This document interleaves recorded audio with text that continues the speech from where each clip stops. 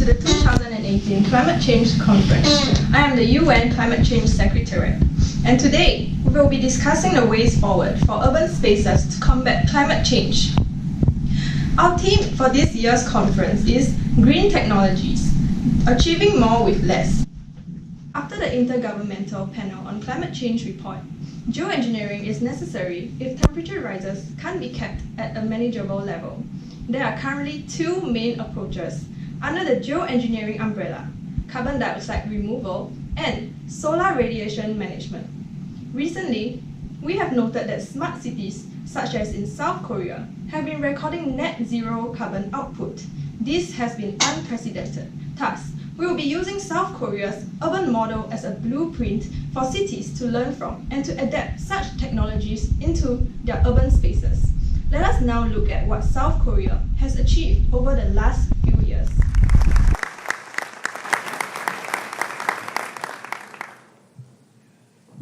Thank you everyone for your support. I'm Minister Park, the Smart Technologies and Environment Minister for South Korea.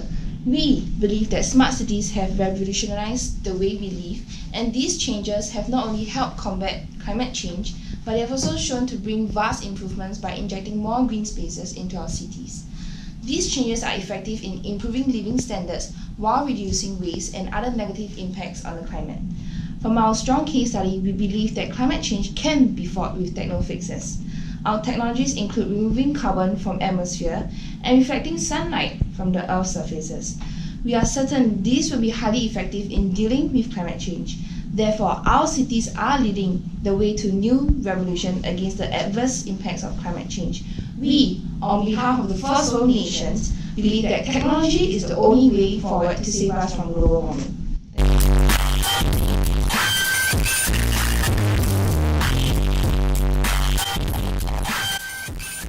Lights.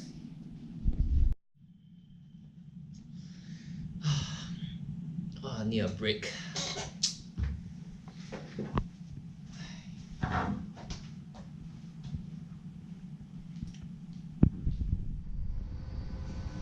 Smell the fresh air. Whoa. Today weather very hot. Yeah, I know, right? But there's aircon. Let's go. 5 ticks Daikin. Now we will open up some questions to the floor. Anyone who wants to learn more about the mentioned technologies or any questions for South Korea? Good morning, everyone. I am Environmental Minister Mbaku, representing Uganda. With regard to what has been mentioned about green technologies, I have some questions for Minister Park that I would like answered. Firstly, how are these green technologies being created? What are the materials being used to manufacture them?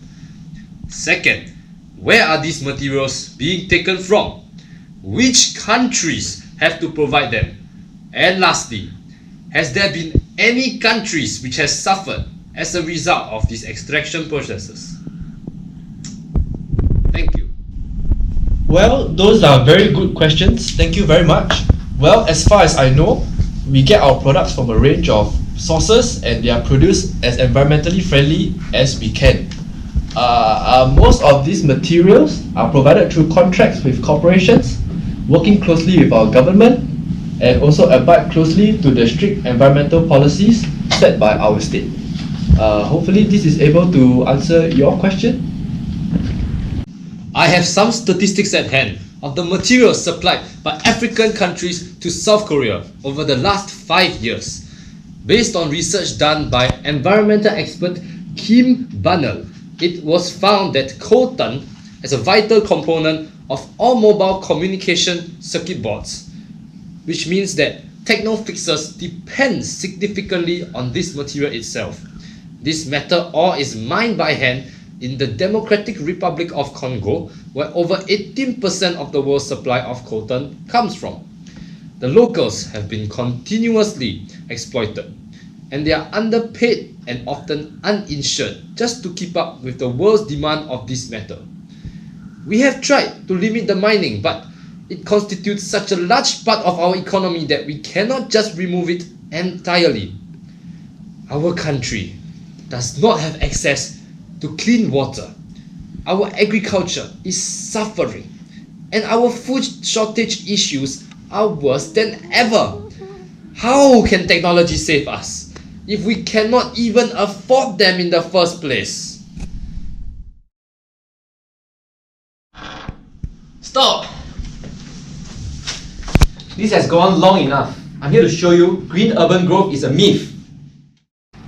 Please look at these slides that I've prepared to support my case.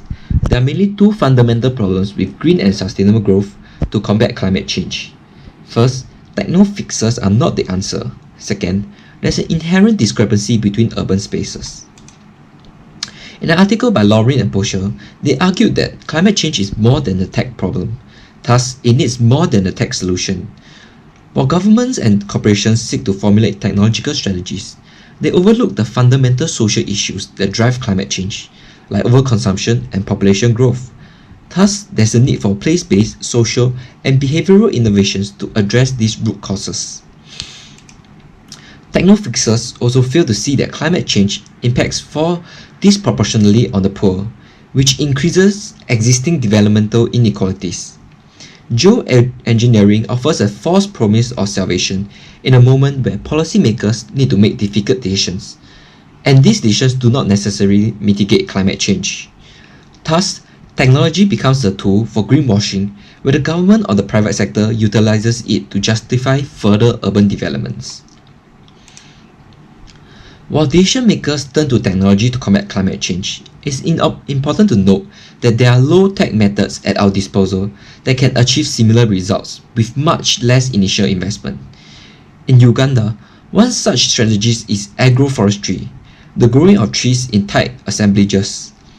This forest acts as carbon sinks and does not require specialized expertise or high research budgets. In addition, they can even act as sources of food and profits for nearby communities, as well as a habitat for flora and fauna. When sustainability indicators are based on sophisticated technological indicators, urban areas with lesser financial capability to invest in technology will also be deemed as unsustainable. Taking into account Uganda or other supposedly developing countries in comparison with the developed countries, the developed countries have a higher tendency to rank higher on climate change performances. However, this might not necessarily be true given that the indicators rest on technological related measurements. It is important to note that the idea of interurban discrepancy is one of the causes of such inaccuracy. Every urban space have different strategies and abilities to cope with climate change. There is no one indicator or no one way of development to ensure sustainability. Furthermore, one city's growth usually comes at the cost of another.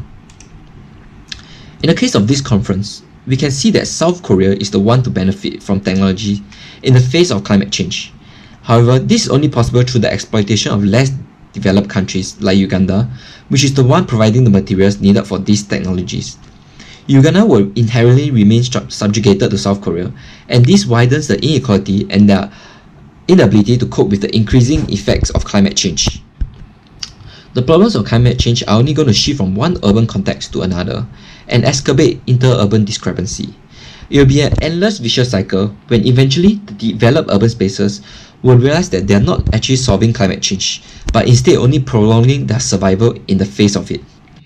Therefore, it is ridiculous for the conference to continue advocating for smart technologies as the way forward. The focus on these so-called smart technologies is only benefiting a small group of people in developed cities, at the expense of the health and safety of citizens in less developed cities. It is disgraceful that the UN supports the idea of smart cities without engaging in proper research. This is disgusting. Leaders of the world, I implore you to heed my advice.